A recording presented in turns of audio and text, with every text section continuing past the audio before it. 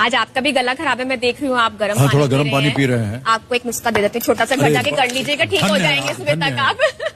बहुत सिंपल सा नुस्खा है सर, बहुत सहायक होगा ये मेरे लिए। हाँ, एक चौथाई छोटा चम्मच अदरक का रस। अदरक का? हाँ, 1/4 टीस्पून, 1/4। 1/4। हाँ, 1/4 टीस्पून तुलसी का रस। तुलसी का रस। 1/4 टीस्पून हनी, शहद। तुलसी रस और अदरक का रस। इनको मिला के पेस्ट बना लीजिएगा। हाँ जी। इसको आप स्वेलो कर लीजिएगा, चढ़ सुबह जाए तक बिल्कुल ठीक हो जाएंगे आप।